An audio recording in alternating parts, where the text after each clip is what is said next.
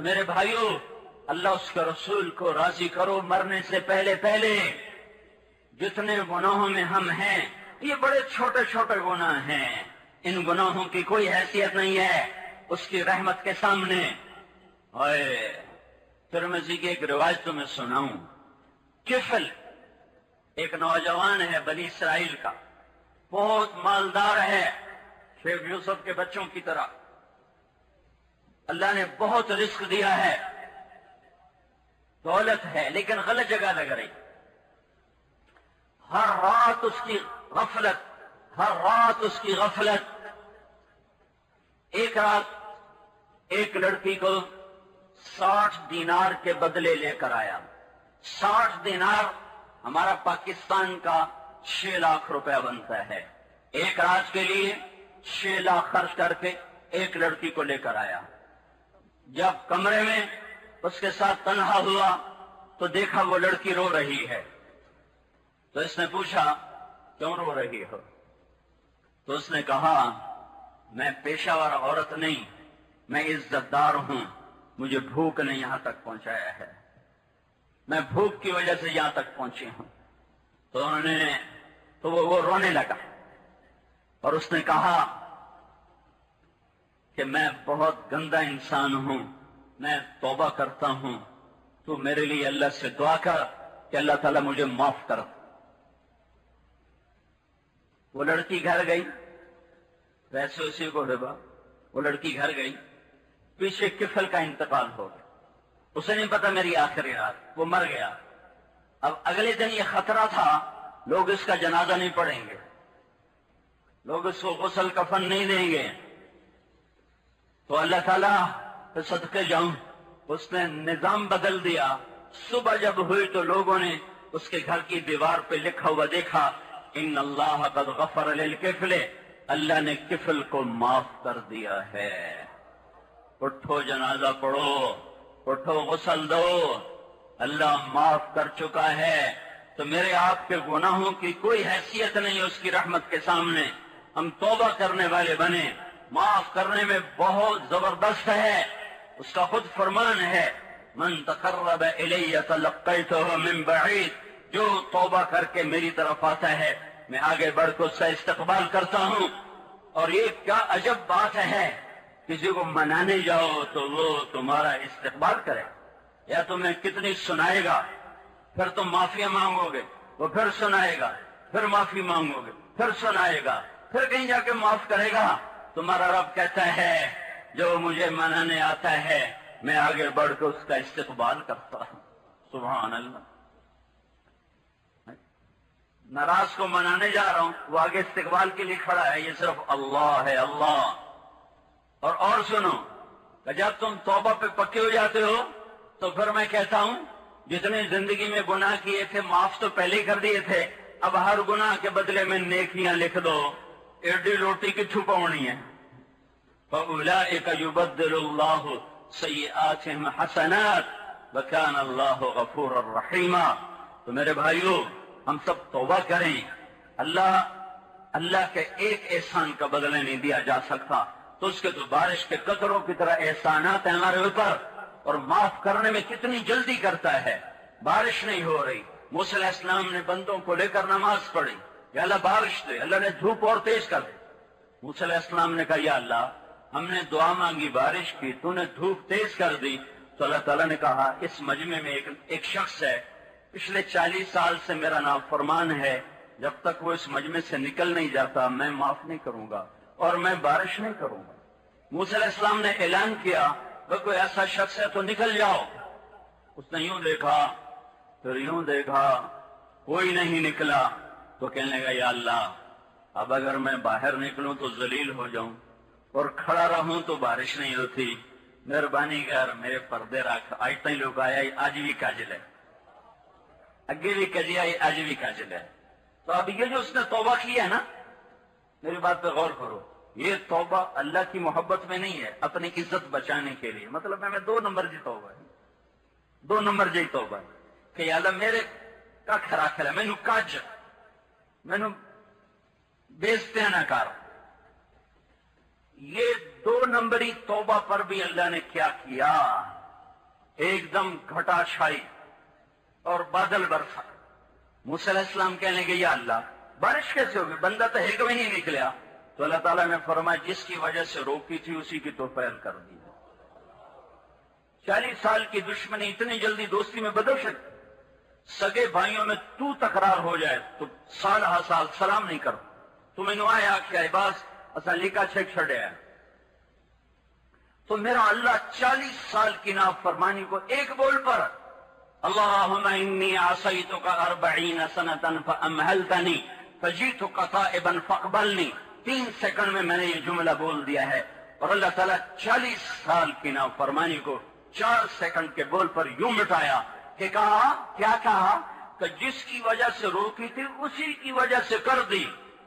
تو موسیٰ علیہ السلام نے کہا یا اللہ وہ کیوں؟ تو اللہ تعالیٰ نے کہا اس نے توبہ کر لی، ہم نے صلح کر لی، گالی مک گئی. اتنی جلدی کوئی صلح کرتا ہے؟ اتنی جلدی کوئی صلح کرتا ہے؟ اس نے توبہ کی، ہم نے صلح کی. تو موسیٰ کہنے کہ یا اللہ کون ہے؟ سبحان اللہ. تو اللہ تعالیٰ نے کہا سارے جہان سے کہتا ہوں چغلی نہ کھاؤ تو میں اس کی چغلی کھاؤں. اور جب وہ میرا نافرمان تھا تو میں نے کسی کو نہیں بتایا.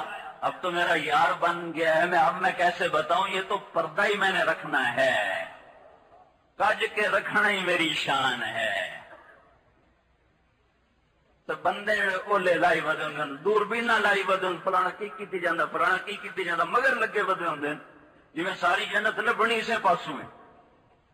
او بھائی دھن رے دھنی اپنی دھن، پرائی دھنی کا پاپ نہ پن، تیری روئی میں 4 بنولے سب سے پہلے ان کو سن. تو میرے بھائیو نماز کا وقت تنگ ہو رہا ہے، نکلنا بھی ہے. میں آپ سب سے درخواست کرتا ہوں توبہ کرو، میرے اب کے دربار میں جھکو.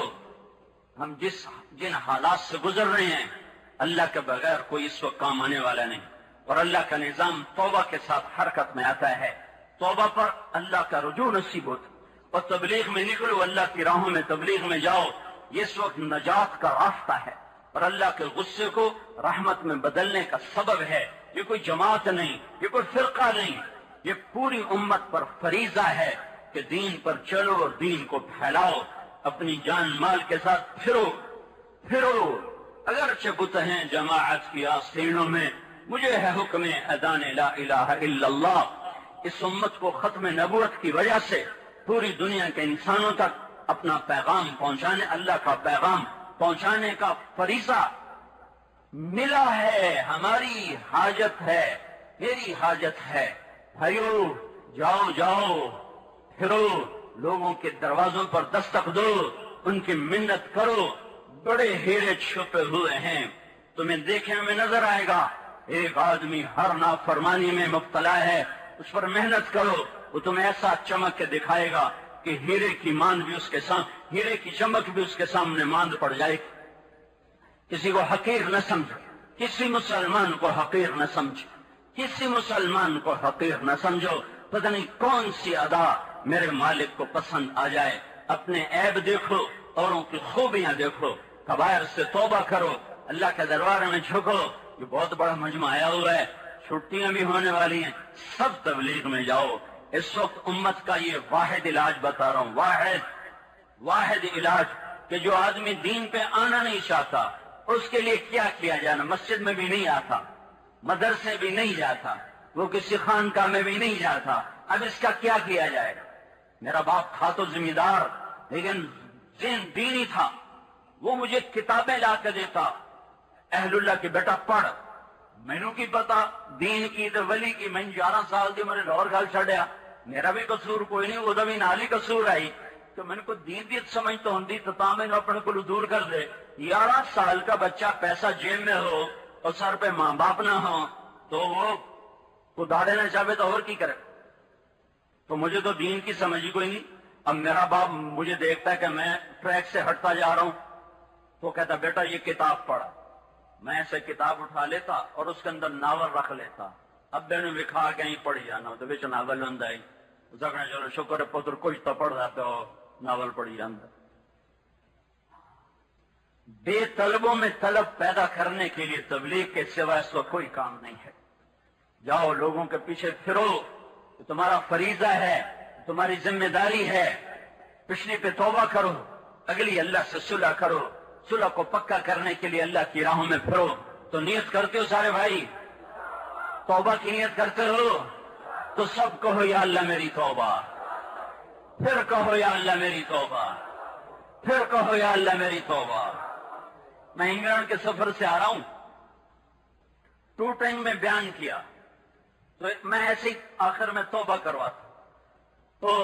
ایک پاکستانی نوجوان اتنا رویا کہ اس کی ڈھاما لگ گئی۔ تو میرے سامنے نہیں، دوسرے سے، میں تو نکل گیا بیان کر کے۔ تو ساتھیوں نے پوچھا تو کیوں اتنا رو رہا ہے؟ کہ میرے 18 شراب خانے ہیں اور میری ساری زندگی حرام میں گزر گئی، میری آج توبہ ہے، میں تم سب کو گواہ بناتا ہوں، میری آج توبہ ہے۔ اور شراب سے کتنی کمائی ہوتی ہے برطانیہ میں، جو جائے گا اسے پتہ چلے گا، جس کے 18 شراب خانے چل رہے ہوں اور وہ ایک بیان پر اسے ختم کر رہا، اس کے اندر کتنا ایمان تھا، اس کو کوئی پہنچا ہی نہ، کسی نے اس کو جا کے منت ہی نہ کی۔ تو اس لیے میں کہتا ہوں توبہ کرو، پتہ نہیں کون کس درد سے تمہارے منہ سے نکلا ہوا جملہ میری تمہاری زندگی کا دھارے بدل دے۔ اس میں جو کچھ ہے وہ بالکل صحیح ہے۔ کوئی کتاب یہ دعویٰ نہیں کر سکتی کہ ہم تمہیں زندگی کا وہ راستہ بتائیں گے جو بالکل صحیح ہے، کوئی غلط نہیں۔ میں پہلا شخص ہوں جس نے جنت کو بیان کرنا شروع کیا۔ ایک عجیب بات ہوئی میرے ساتھ، شاید پہلے بھی بتائی، کہ جب میں سال لگا رہا تھا تو دورہ حدیث سے میں وہ تاریخ دعوت و عزیمت کا مطالعہ شروع کیا ہوا تھا۔ میرا خارجی مطالعہ شروع سے ہی تھا، اللہ نے اچھا ذہن دیا تھا، اپنا سبق بھی یاد کر لیا، بلکہ کتاب بھی یاد کر لی، اور پھر ایک طرف ہو کے اپنا مطالعہ شروع کر دیا۔ ایک دفعہ تو مولانا جمشید صاحب رحمۃ اللہ علیہ نے مجھے ڈانٹا کہ بھائی ہم تمہیں پڑھاکو نہیں بنانا چاہتے، ہر وقت کتاب، ہم تمہیں داعی بنانا چاہتے ہیں۔ اللہ ان کی قبر روشن کرے، اللہ نے ان کی دعا کو قبول کیا۔ تو اس میں ابن جوزی کی میں نے سیرت پڑھی، جس میں تھا کہ جب وہ بیان کرتے تھے تو لوگ بے ہوش ہو جاتے تھے۔ 20,000 لوگوں نے کلمہ پڑھا، 1,00,000 لوگوں نے توبہ کی۔ میں نے دعا مانگنی شروع کر دی، میں کہ اللہ ابن جوزی جیسی تاثیر دے۔ وہ پتہ نہیں کتنے سال میں نے یہ دعا مانگی کہ اللہ ابن جوزی جیسی تاثیر دے۔ اللہ نے دے دی اپنے فضل سے، وہ تو میں نہیں کہہ سکتا ہوں کہ ان جیسی، لیکن اللہ نے میری بات میں اثر رکھ دیا، میں خود تو نہیں رکھ سکتا۔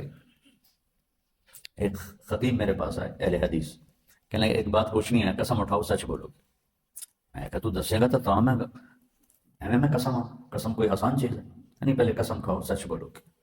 نہیں میں قسم نہیں کھاتا، تم پوچھو۔ کہنے لگا ہمارا بیان ہوتا ہے، اشتہار چھپتے ہیں، رکشوں پہ لگتے ہیں، رکشوں پہ لاؤڈ سپیکر سے ٹانگوں پہ اعلان ہوتے ہیں، 300 سے زیادہ مجمع نہیں ہوتا۔ تمہارا نہ کوئی اعلان ہوتا ہے، نہ کوئی آواز لگتی ہے، جہاں جاتے ہو ہزاروں کا مجمع ہوتا ہے، تمہارے پاس کون سا عمل ہے جس سے تم نے لوگوں کو مسخر کر لیا ہے؟ میں نے کہا میرے پاس تو کوئی عمل نہیں۔ کہا دیکھا، میں نے کہا تھا نا سچ بولنا، جھوٹ بول رہے ہو نا، جھوٹ بول رہے ہو نا، تو نے کوئی وظیفہ پڑھا ہے جو تیرے پیچھے لوگ آتے ہیں؟ میں نے کہا میرے پیارے میں نے کوئی وظیفہ نہیں پڑھا، اس مالک کی دین ہے۔ دوسری میں نے یہ دعا مانگنی شروع کی کہ یا اللہ مجھے فضائل کا علم عطا فرما۔ یہ بھی سال کے دوران کبھی ممبر سے نہ کسی نے کوئی جنت کی بات کی، نہ جہنم کی بات کی، نہ جنت کی نعمتوں کی بات کی، نہ جنت کی راحتوں کی بات کی۔ تو لوگوں کو پتہ ہی کوئی نہیں، جنت ایک باغ ہے۔ تو جب اللہ نے مجھ سے کہلوانا شروع کیا 1981 میں، جب میرا سال ختم ہو رہا تھا، تو مجھے اللہ نے ہادی الارواح الی بلاد الافراح کتاب دلا دی۔ وہ جب میں نے پڑھنا شروع کی تو میں تو پاگل ہو گیا، اور میں نے پھر اس کو بولنا شروع کیا۔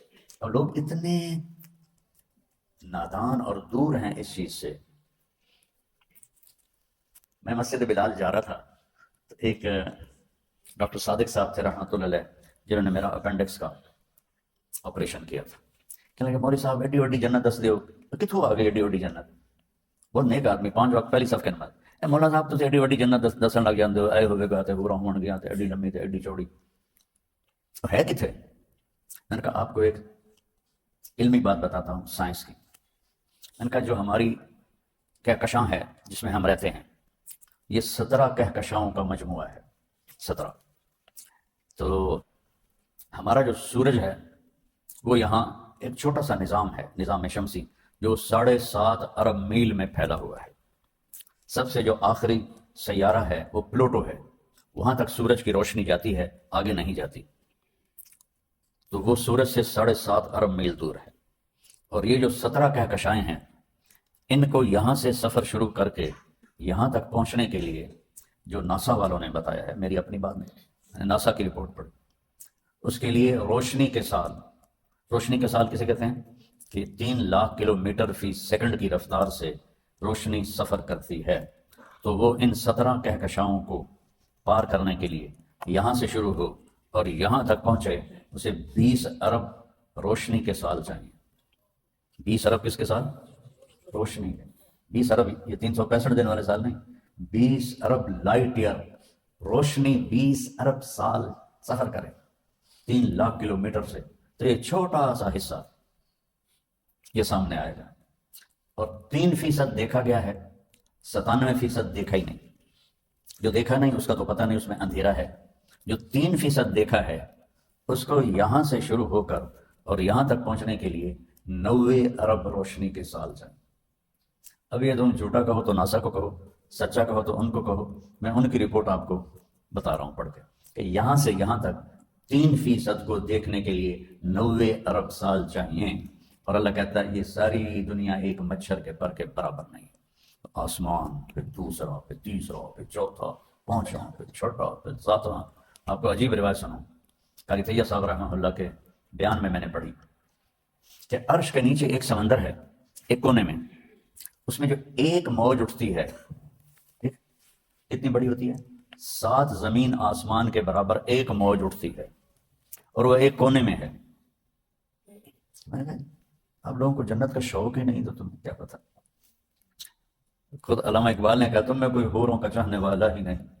اب پچھلے دنوں جو میرا انٹرویو آیا کہ یہ لائبہ کہاں ہے اور یہ کیسے ہے، وہ کبھی تمہیں شوق ہوا ہو تو تمہیں پتہ لگے۔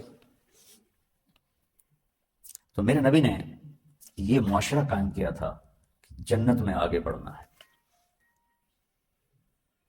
غریب لوگ آ رہے ہیں، یا رسول اللہ ذهب اہل الدثور بالدرجات العلی والنعیم المقیم۔ اب ذرا مقدمہ دیکھو، عدالت میں آیا، یا رسول اللہ یہ پیسے والے بہت آگے نکل گئے، ہم بہت پیچھے رہ گئے۔ آپ نے فرمایا وہ کیسے؟ کہ یصومون کما نصوم یصلون کما نصلی، وہ روزے رکھتے ہیں ہم بھی رکھتے ہیں، وہ نماز پڑھتے ہیں ہم بھی پڑھتے ہیں، یتصدقون ولا نتصدق، وہ اللہ کے نام پہ خرچ کرتے ہیں، ہمارے پاس پیسے کوئی نہیں، ہم کیا خرچ کریں؟ تو آپ نے فرمایا میں ایک عمل بتاتا ہوں، تم وہ کرو تم ان سے آگے ہو جاؤ گے کہ ہر فرض نماز کے بعد 33 دفعہ سبحان اللہ، 33 دفعہ الحمدللہ، 34 دفعہ اللہ اکبر، یہ پڑھ لیا کرو تم ان سے آگے نکل جاؤ گے۔ تو بڑے خوش ہو گئے، اور وہ مالدار بھی اسی ذہن کے تھے، تو بات تو پھیل گئی، انہوں نے بھی شروع کر دیا، تو مقدمہ پھر آ گیا، مدعی آ گیا یا رسول اللہ، یہ تو انہوں نے بھی پڑھنا شروع کر دیا۔ تو آپ نے کہا پھر یہ تو میرے اللہ کا فضل ہے، میں کیسے روک سکتا ہوں؟ یہ نفسیات تھی اس معاشرے کی کہ ایک دوسرے سے جنت میں آگے بڑھنا ہے۔ ابو بکر، حضرت عمر ہمیشہ کوشش کرتے ابو بکر سے آگے نکل جاؤ، ابو بکر سے آگے نکل جاؤ۔ ایک بڑھیا دیکھی، کہنے کہ اس کا نابینا تھی، کہا اس کی میں خدمت کروں گا، یہ ابو بکر کو تو پتہ بھی نہیں ہوگا، وہ تو خلیفہ ہے۔ فجر کے بعد گئے تو اس کے صحن میں جھاڑو دیا ہوا، گھڑے میں پانی بھرا ہوا، بستر صاف ستھرا، بیت الخلاء صاف ستھرا، ہے کون آ گیا؟ کہنے کل میں نماز سے پہلے جاؤں گا۔ اگلے دن وہ نماز سے پہلے گئے، جب دروازے پر پہنچے تو ابو بکر وہاں سے باہر نکل رہے تھے اور عمر وہاں پہنچ رہے تھے۔ تو عمر کہنے لگے ابو بکر یار تجھ سے میں آگے نہیں نکل سکتا۔ یہ میدان تھا، جیسے ادھر کرسی کی دوڑ، مال کی دوڑ، فیکٹریوں کی دوڑ، دولت کی دوڑ، شہرت کی دوڑ، عزت کی دوڑ، اس سے ہٹ کر کچھ جنت کی دوڑ پہ لگا دیا تھا۔ تبوک کا موقع آیا تو حضرت عمر رضی اللہ عنہ کہنے لگے انشاءاللہ ابو بکر سے ضرور جیتوں گا، وہ غریب ہے میں مالدار ہوں۔ تو انہوں نے اپنے مال کو آدھا کیا اور لے کر آئے۔ ابو بکر صدیق اپنا سارا مال لے کر آئے۔ جب دونوں گٹھڑیاں رکھی گئیں تو سمجھو عمر رضی اللہ عنہ کی اتنی بڑی تھی، ابو بکر رضی اللہ عنہ کی اتنی سی تھی۔ تو اس موقع کا سوال یہ ہے کہ عمر کتنا لائے ہو؟ لوگ ہمیں چندہ دیتے ہیں تو کہتے ہیں جی میں 1 ملین بھیج رہا ہوں اور یہ اس کی سلپ ہے۔ ہم بھی پوچھتے ہیں کہ جی آپ نے کتنے بھیجے ہیں، اگر کچھ ہمیں وہ پتہ نہ چل رہا تو ہم کہتے ہیں جی آپ نے کتنے پیسے بھیجے ہیں۔ کیا ہم یہ پوچھ سکتے ہیں کہ یہ جو آپ نے 10 لاکھ بھیجا ہے اس کے بعد آپ کے بینک میں اور کتنا پڑا ہوا ہے؟ پوچھ سکتے ہیں کہ یہ سوال بنتا ہی نہیں کہ اور پیچھے کتنے پڑے ہیں۔ تو میں قربان جاؤں اللہ رسول یہ اختیار پر، محبت پر۔ اب آپ نے پوچھنا تھا عمر کتنا لائے ہو، تو ابو بکر ہار گئے تھے۔ ابو بکر کتنا لائے ہو، تو ابو بکر ہار گئے تھے۔ میرے نبی نے سوال بدل دیا، عمر پیچھے کیا چھوڑ کے آئے ہو؟ حضرت عمر جیسے ایسے کھڑے تھے، بڑا تنگ کے، یا یہ سنا کہ پیچھے کیا چھوڑا تو چھوڑا گلا بھائی ابو بکر جت گیا۔ تو انہوں نے بڑے ماٹھے لہجے میں کہا کہ آدھا چھوڑ کے آیا، آدھا لے کے آیا۔ ابو بکر ما ترکت لأہلک، تو کتنا چھوڑ کے آیا ہے؟ کہ جی میں تو اللہ اس کے رسول کو چھوڑ کے آیا ہوں، باقی سارا کچھ لے کے آ گیا۔ حضرت عمر کہنے لگے یار ابو بکر میں نہیں آگے نکل سکتا۔ یہ ایک ماحول بنایا تھا، یہ مانگو اللہ سے کہ تمہاری دوڑ آخرت کی لگ جائے، کیونکہ ہر طرف زوال ہے۔ جس کا تھوڑا سا نام بن جاتا ہے وہ چودھری بننے کے لیے پتہ نہیں کتنا کو رگڑا دے دیتا ہے، چاہے دین میں چاہے دنیا۔ اور ایک اور واقعہ سناتا ہوں۔ حضرت عمر کا دور حکومت تھا اور آپ کے پاس ابو سفیان، سہیل بن عمرو اور حارث بن ہشام اور اکرمہ اور صفوان بن امیہ اور اکرمہ بن ابی جہل یہ بیٹھے ہوئے تھے۔ تو اتنے میں فقراء صحابہ آنے لگے۔ سب سے پہلے حضرت بلال آئے، مجلس ہی نا ایسے کھلی، آپ نے کہا آپ لوگ ذرا پیچھے ہو جاؤ۔ پھر حضرت صہیب آئے تو ہم نے کہا آپ لوگ ذرا پیچھے ہو جاؤ۔ پھر سلمان فارسی آئے تو ہم نے کہا آپ لوگ ذرا پیچھے ہو جاؤ۔ عقبہ بن عامر آئے، آپ لوگ ذرا پیچھے ہو جاؤ۔ تو ایسے ہی فقیر صحابہ آتے رہے اور آپ ان کو پیچھے ہٹاتے رہے سرداروں، یہاں تک کہ وہ دروازے میں پڑے جوتوں میں جا بیٹھے، ذرا آپ پیچھے ہو جاؤ، ذرا آپ پیچھے ہو جاؤ، ذرا آپ پیچھے ہو جاؤ۔ جب مجلس ختم ہوئی تو ابو سفیان کہنے لگے یار یہ عمر نے ہمارے ساتھ کیا کیا ہے، نوکروں کو آگے بٹھایا اور سرداروں کو پیچھے بٹھایا، اس طرح ہمیں ذلیل کیا ہے۔ تو حارث بن ہشام فرمانے لگے سہیل بن عمر کہ ابو سفیان یہ عمر کی غلطی نہیں، یہ ہماری غلطی ہے۔ ان غریب لوگوں نے اسلام پہ لبیک کہا ہم سے بہت پہلے، اور ہم نے بہت دیر کر دی۔ یہ فتح مکہ کے مسلمان تھے سارے، تو ان کو اللہ نے آگے کیا ہے، عمر نے نہیں۔ اس کے ساتھ ہی وہ آپس میں کہنے لگے یار اگر آخرت میں بھی یہ ہو گیا پھر کیا ہوگا؟ اگر آخرت میں بھی ہمیں پیچھے اللہ نے کر دیا اور ان کو آگے کر دیا پھر کیا ہوگا؟ تو چلو عمر سے بات کرتے ہیں۔ تو یہ سارا وفد حضرت عمر کے پاس آیا، کہا کہ جو تم نے کیا ہے ہم نے دیکھا ہے، تم نے ٹھیک کیا ہے۔ اب ہمارا ایک سوال ہے کہ دنیا میں تو ہم پیچھے رہ گئے، کوئی ایسا طریقہ بتاؤ کہ آخرت میں تم سے آگے نہیں تو تمہارے برابر تو ہو جائیں۔ یہ نفسیات آج یہ کوئی سوچتا ہے؟ حضرت عمر نے فرمایا جس راستے میں ان لوگوں نے قربانیاں دی تم بھی دے دو، تم ان کے برابر ہو جاؤ گے۔ اچھا بالکل ٹھیک۔ سب واپس آئے اور 400 قریش کے سردار، بڑے ٹھکن، جن ہماری سرائکی میں کہتے ہیں ٹھکن سردار، بڑے، سب تیار ہوئے اور ملک شام میں اس وقت جہاد ہو رہا تھا، اس کی تیاری کر کے نکل پڑے۔ ان میں سب سے زیادہ مقبول تھے حارث بن ہشام، ابو جہل کے بھائی۔ جب وہ نکلے تو سارا مکہ ان کو الوداع کہنے کے لیے باہر نکلا، عورتیں بھی، مرد بھی، بچے بھی، وہ سب رو رہے تھے۔ تو حضرت حارث کھڑے ہو گئے، کہنے لگے یا اہل مکہ واللہ ما ترکنا مکہ رغبۃ عنہا ولا رغبۃ عنکم، اللہ کی قسم مکہ اس لیے نہیں چھوڑا کہ اس سے کوئی محبوب اور شہر ہے، اور تم لوگوں کو اس لیے نہیں چھوڑ رہا کہ تم سے زیادہ کوئی محبوب لوگ ہیں، لیکن ایک پکارنے والے نے پکارا جس کی آواز پر ہمارے غلام آگے بڑھ گئے، ہم پیچھے رہ گئے۔ اور واللہ لو ان جبال مکہ تصیر ذهبا فانفقتها فی سبیل اللہ ما ادرکت مد شعیر انفقوا فی سبیل اللہ۔ میرے عزیزو، اگر سارا مکہ اور اس کے پہاڑ سونا بن جائیں اور میں سارے خرچ کر دوں اللہ کے راستے میں، تو ان لوگوں نے جو ایک مد جو، چند ایک آدھ کلو ہوگا، مد سا بڑا ہوتا ہے، مد چھوٹا ہوتا ہے، تو جنہوں نے جو کا وہ ایک مد خرچ کیا تھا اللہ کے راستے میں اس کا اجر بھی حاصل نہیں کر سکتی۔ تو لہٰذا ہم نے سوچا ہے کہ ہم اپنی جانوں کا نذرانہ پیش کریں اور اپنے بھائیوں کے برابر ہو جائیں۔ جب یہ پہنچے تو جنگ یرموک سر پر تھی۔ حضرت ابو بکر نے حضرت خالد بن ولید کو ملک عراق سے نکال کر ملک شام کا حکم دیا کہ فوراً پہنچو۔ تو جنگ یرموک سے پہلے ہی حضرت ابوبکر صدیق کا انتقال ہو گیا۔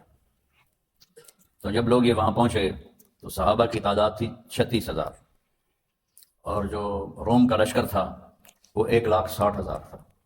60,000 اس میں عرب تھے، غسانی اور تغلبی۔ مقدر کی بات ہے ساری عرب نسل ایمان لائی، پر یہ دو قبیلے عرب محروم ہوئے، ایک بنو تغلب اور ایک بنو غسان۔ بنو غسان تو اردن میں آباد ہیں، ایک علاقہ ہے کرک جیسے ہمارے ہاں ہے، پہاڑی علاقہ ہے، وہ بھی پہاڑی علاقہ ہے، وہ وہاں آباد ہے، اب تک عیسائی ہیں۔ تو یہ جنگ 9 دن چلی، اور سجال بیننا، کبھی رومی بڑھتے بڑھتے بڑھتے صحابہ کو پیچھے دھکیل دیتے، اور کبھی صحابہ بڑھتے بڑھتے بڑھتے رومیوں کو پیچھے دھکیل دیتے، تو کوئی فیصلہ نہیں ہو رہا تھا۔ تو حضرت اکرمہ بن ابی جہل رضی اللہ تعالیٰ عنہ نے اپنے لوہے کی ٹوپی اتار کے پھینک دی، اور اپنی تلوار کا جو کور تھا نیام اسے بھی توڑ دیا، اور اپنی زرہ بھی اتار دی، اور کہنے لگے بھائی میں مرنے کے لیے جا رہا ہوں، کوئی ہے جو میرے ہاتھ پر بیعت کرے؟ تو حضرت خالد ابن ولید رضی اللہ عنہ نے ان کا ہاتھ پکڑ لیا، کہا نہیں میں تمہیں ایسا نہیں کرنے دوں گا، کہ یہ دونوں قبیلہ بنی مخزوم سے ہیں، ولید بن مغیرہ اور ہشام بن مغیرہ یہ بھائی ہیں۔ تو ابو جہل ہشام بن مغیرہ کا بیٹا ہے، اور خالد ولید بن مغیرہ کے بیٹے ہیں، تو یہ چچا لگتے ہیں حضرت اکرمہ کے۔ تو انہوں نے ان کا ہاتھ پکڑ لیا، کہا کہ نہیں میں تمہیں یہ نہیں کرنے دوں گا۔ تو انہوں نے ہاتھ چھوڑا کر کہا الیک عنی، تو انہوں نے کہا میری نظروں سے دور ہو جاؤ، میری نظروں سے دور ہو جاؤ۔ انی و ابی کان من اشد الناس عداوۃ لرسول اللہ وافر منکم اليوم، میں اور میرا باپ ساری زندگی اللہ کے نبی سے لڑتے رہے، آج وہ داغ دھونے کا وقت آیا ہے تو آج میں بھاگ جاؤں؟ کبھی نہیں ہوگا۔ تو سب سے پہلے ان کے بیٹے عمر بن اکرمہ نے ان کے ہاتھ پر بیعت کی، پھر حارث بن ہشام، پھر سہیل بن عمرو، پھر ابو سفیان، پھر زرار بن ازور، پھر صفوان بن امیہ، ان سب نے اپنی زریں اتار دیں، ٹوپیاں لوہی کی اتار دیں، اور تلواریں لے کر گھس گئے روم میں، اور لڑتے لڑتے روم کے قدم اکھاڑ دیے۔ جب رومیوں کے قدم اکھڑے تو خالد ابن ولید فوراً پلٹ کے پیچھے آئے کہ ان 400 قریشیوں کا حال دیکھنے کے لیے۔ تو سب سے پہلے اکرمہ کے پاس آئے تو ان میں تھوڑی سی جان تھی، اور ان کے بیٹے عمر وہ شہید ہو چکے تھے۔ تو حضرت خالد بے اختیار رونے لگے، تو انہوں نے حضرت اکرمہ کو اپنی گود میں لے لیا، اور ان کے بیٹے عمر کو اپنی پنڈلی پر ان کا سر رکھ لیا، اور حضرت اکرمہ کے منہ میں پانی ڈالا، تو ان کی آنکھیں کھلی، کہا لمن التبرۃ، کیا ہوا، کیا فیصلہ ہوا، کون بھاگا؟ تو حضرت خالد نے فرمایا کہ ابشر وقر عینک، اپنی آنکھیں ٹھنڈی کر اور خوشخبری ہو، اللہ نے ہمیں فتح دی۔ تو فرمایا عمر کو کہنا جو تم نے کہا تھا وہ ہم نے کر دیا، اب آگے اللہ ہمارے ساتھ کیا کرے گا یہ اللہ ہی جانتا ہے۔ یہ ان کے آخری الفاظ تھے، عمر سے کہہ دینا جو تم نے کہا تھا وہ ہم نے کر دیا۔ آگے دیکھو اللہ ہمارے ساتھ کیا کرتا ہے۔ آنکھیں بند ہو گئی تو حضرت خالد بن ولید ایک دم غصے میں آ گئے، اور عرب جب ناراضگی سے کسی سے بولتے تھے تو اس کی ماں کے نام سے بولتے تھے، خوشی سے بولتے تھے تو باپ کے نام سے بولتے تھے۔ تو یہاں خالد بن ولید نے فرمایا کلا زعم ابن الحنتمہ اللہ تشہد، حنتمہ کا بیٹا حضرت عمر کی والدہ، عمر بن خطاب کا بیٹا نہیں کہا، حنتمہ کا بیٹا اب یہ نہیں کہہ سکتا کہ ہم نے اپنی جانوں کا نذرانہ پیش نہیں کیا۔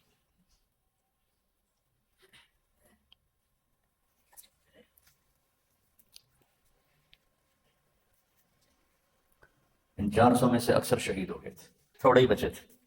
یہ دوڑ تھی اس وقت آگے بڑھنے کی، جنت کی دوڑ۔ اگر آپ نے یہ اللہ سے مانگ لیا اور یہ جذبہ بن گیا تو آپ نے قرآن سیکھ لیا۔ اگر یہ جذبہ نہیں بنا تو 100 جلدوں کی تفسیر بھی لکھ دو تو جاہل ہو، قرآن نہیں جانتے ہو۔ کلا زعم ابن الحنتم، اللہ نستشہد، سبحان اللہ، ہم تمہاں کا بیٹا اب یہ نہیں کہہ سکتا کہ ہم نے اپنی جانوں کا نذرانہ پیش نہیں کیا۔ اپنی دوڑ آخرت بناؤ کہ میدان خالی ہے، کوئی رش نہیں، اس سڑک پر خالی پڑی ویران پڑی، اس میں دوڑ لگاؤ۔ ساری دنیا دوڑ رہی ہے اس فانی دنیا کے پیچھے، رش ہے ٹریفک کا، اور یہ سڑک خالی پڑی ہوئی ہے۔ الموت احلی عندنا من العسل، نحن بنو ضبط اصحاب الجمل، نحن بنو الموت اذ الموت نزلی۔ بنو ضبہ جنگ جمل میں کہہ رہے ہیں موت ہمیں شہد سے زیادہ میٹھی اور محبوب ہے۔ حضرت خالد بن ولید نے اسی جنگ میں ان کا جو تھا سردار رومیوں کا باہان، اسے خط لکھا کہ میرے ساتھ ایسی قوم ہے جنہیں موت ایسے محبوب ہے جیسے تمہیں شراب محبوب ہے، اور جنہیں موت ایسے محبوب ہے جیسے تمہیں زندگی محبوب ہے۔ طلحہ بن خویلد جھوٹے نبی کے ساتھ حضرت خالد کی جنگ ہو رہی تھی، اور مسلسل طلحہ کا لشکر دب رہا تھا، ہار رہا تھا، تو اس نے اپنے ایک مرید سے کہا کیا بات ہے، وہ تو ہم سے ہیں بھی تھوڑے، پھر وہ ہمیں دبا رہے ہیں، ہم دب رہے ہیں، کیا وجہ ہے؟ تو اس کے مشیر نے کہا وجہ یہ ہے کہ ہم میں سے ہر ایک یہ چاہتا ہے میں نہ مروں یہ مر جائے، اور ان میں سے ہر ایک یہ چاہتا ہے میں مر جاؤں یہ نہ مرے، کہ جنہوں نے مرنے کی ٹھانی ہو ان سے کون لڑ سکتا ہے؟ تو بیٹا اللہ سے مانگو تمہاری دوڑ آخرت بن جائے، تم آخرت کے چاہنے والے بن جاؤ۔ اقبال کا شعر ہے نا،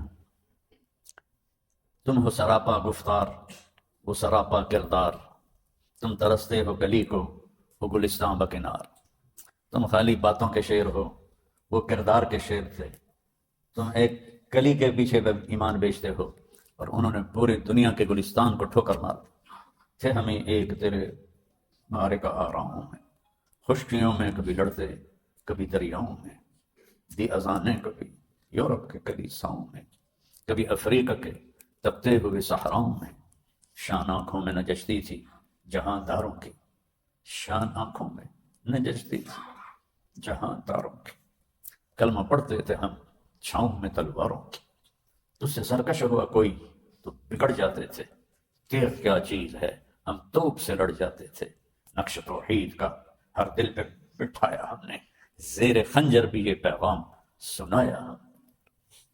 واہ، کسی ماں نے اقبال جیسا نہیں جانا، نہ عربی میں نہ اردو میں نہ فارسی میں نہ انگریزی، تو ویسے ہی ادب کی زبان نہیں ہے، کیا کمال اس نے نقشہ کھینچا۔ دشت تو دشت ہیں دریا بھی نہ چھوڑے ہم نے، بحر ظلمات میں دوڑا دیے گھوڑے ہم۔ حضرت عقبہ بن نافع رضی اللہ عنہ کے واقعہ کی طرف اشارہ فرمایا کہ وہ مراکش میں چلتے چلتے بحر اوقیانوس کے ساحل پر پہنچے تو آگے سمندر تھا، تو ان کے منہ سے نکلا یا اسفا، ہائے افسوس۔ میں جب مراکش گیا اجتماع پر تو اسپیشل میں وہاں گیا جہاں حضرت عقبہ نے گھوڑا سمندر میں ڈالا تھا، تو یا اسفا کے لفظ پر وہاں پورا اب شہر ہے آصفی، اس کو کہتے ہیں آصفی، کہ میرے مالک مجھے پتہ نہیں ہے کہ اس سمندر کے پار کوئی مخلوق رہتی، میرے پاس اسباب ہوتے، مجھے آگے تیری خلق کا پتہ ہوتا تو میں سمندر کا سینہ چیر کر بھی تیرے پیغام کو آگے پہنچاتا۔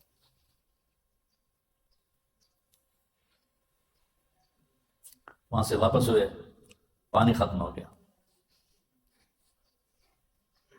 سب نے کہا امیر صاحب پانی نہیں مرتے ہیں، تو انہوں نے گھوڑے پر بیٹھے بیٹھے کہا اللہم اسقنا، کبھی ہم بھی تم میں بھی چاہت تھی، کبھی ہم بھی تم میں بھی راحت تھی، کبھی ہم بھی تم بھی تھے آشنا، تمہیں یاد ہو کہ نہ یاد ہو،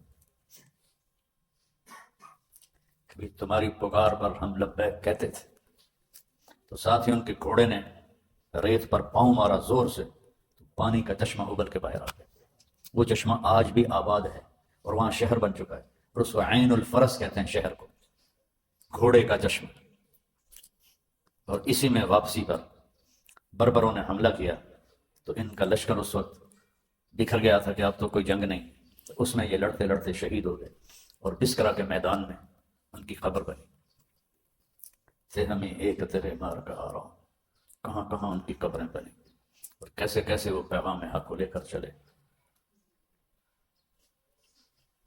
تو یہ جذبے بناؤ، جنت کی دوڑ لگاؤ، جو تمہیں دنیا میں پیچھے ہٹائے ہٹ جاؤ. ہار میں جیت چھپی ہوئی ہے، یہ یاد رکھو. اس راستے میں ہار میں جیت چھپی ہوئی. شام کی ایک جنگ تھی، ایک انصاری نوجوان تابعی، انہوں نے گھوڑے کو اٹھایا اور ابو عبیدہ رضی اللہ عنہ کے پاس آئے. کہنے لگے ایھا الامیر انی ذاہب الی رسول اللہ فہل عندک شیء هل تأمر بشیء ابلغه. یعنی یہ نکل کر دے پہنچے میں وہ بیٹھے ہیں تو تھے ہو جا رہے ہیں. ایھا الامیر، میں اللہ کے نبی سے ملنے جا رہا، کوئی پیغام ہے میں پہنچا دوں. کیا کہہ رہا ہے، کیسے ذوق میں ڈوب کے کہہ رہا ہے، میں اللہ کے نبی کے پاس جا رہا ہوں، کوئی پیغام ہے تو بتا دو. تو ابو عبیدہ رونے لگے. کہنا یا رسول اللہ، جو آپ نے وعدے کیے تھے سب سچے دیکھے، سب سچے پائے. تو نکلا اور اس نے پکارا حل میں مبارس ہے کوئی؟ تو ایک رومی نکلا، اس نے اس کو قتل کر دیا. پھر انہوں نے پکارا ہے کوئی؟ دوسرا رومی نکلا، اسے بھی قتل کر دیا. تیسرا نکلا، اسے بھی قتل کر دیا. چوتھا نکلا، اسے بھی قتل کر دیا. ان پر زخم بھی لگتے جا رہے ہیں. پانچواں، چھٹا، 7، 8، 9، 10 آدمی قتل کر دیے اور زخموں سے بوجھل ہو گئے. ابو عبیدہ نے کہا تجھے اللہ کا واسطہ دیتا ہوں واپس آ جا. اے جوان، تمہیں اللہ کا واسطہ دیتا ہوں واپس آ جا. تو نے اللہ اس کے رسول کو راضی کر دیا. لقد ارضیت اللہ ورسولہ وادیت حقہ، آ جا واپس آ جا. انہوں نے کہا نہیں، میں ملنے جا رہا.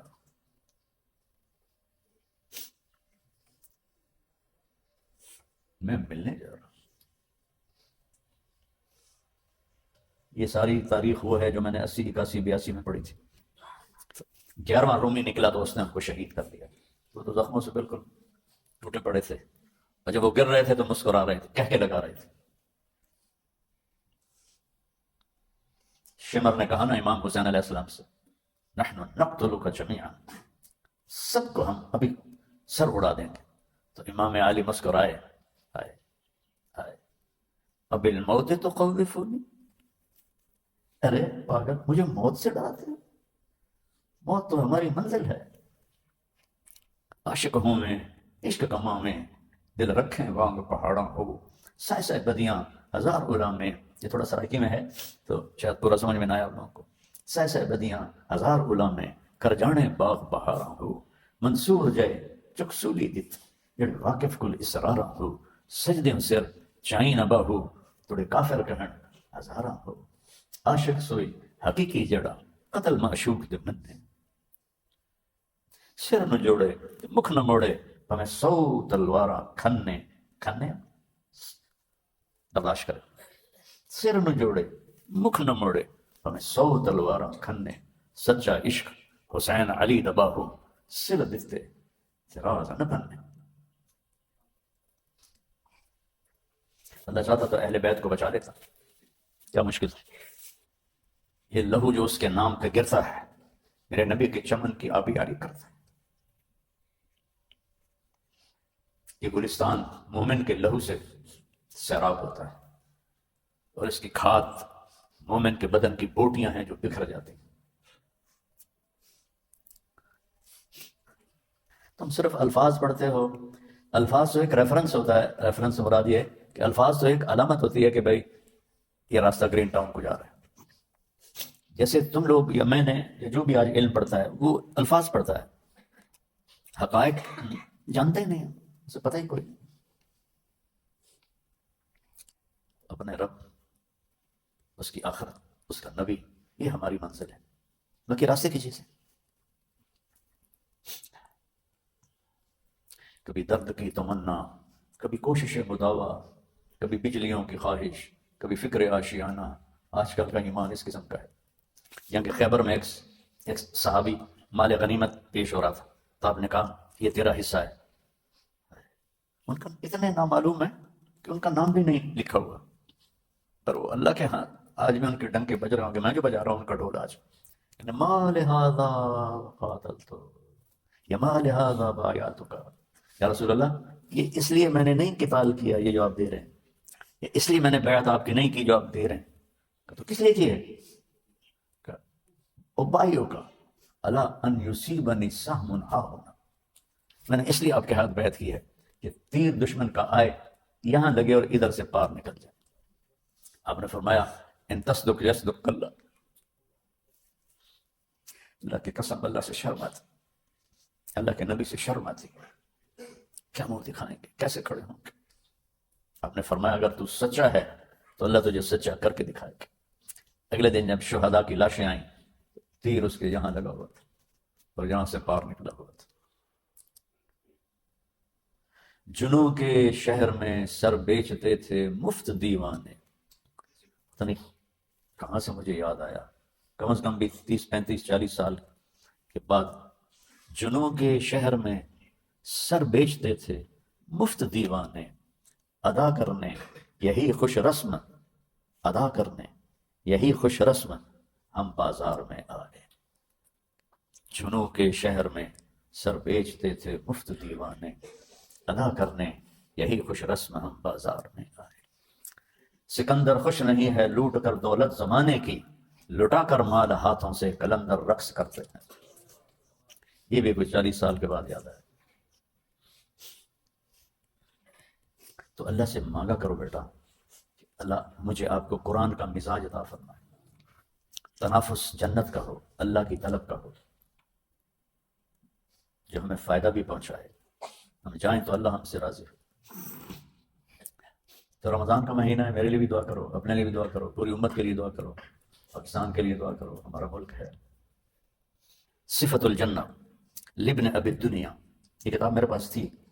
حدثنا الحسن بن كثير العنبري قال حدثنا العلاء بن عبيد الله عن موسى بن حسين عن عيسى بن يونس عن الأوزاعي رحمه الله عن حسان بن عطية عن ابن مسعود رضي الله عنه قال إن في الجنة حوراء يقال لها اللعبة كل حور الجنان يعجبن بها يضربن بأيديهن على كتفها ويقولن طوبى لك يا لعبة لو يعلم الطالبون لجدوا، اور دوسری روایت ہے جدو فی کی بین عینیہا مکتوبا من کان یبتغی ان تکون له مثلی فلیعمل برضاء ربی۔ لائبہ تو ہمیں لکھا دیتی ہے نا، دیکھو یہ لائبہ میں نے رد کروایا، جنت پڑھتے نہیں اور اعتراض کرتے ہیں احمقانہ، اور میں نے تو ویسے بھی جنت کی حور کو خواب میں دیکھا ہے۔ اس کے لیے میرے پاس کوئی لفظ نہیں بیان کرنے کے لیے، میں وہ بیان کرتا ہوں جو حدیث میں لکھا ہوا ہے، جو میں نے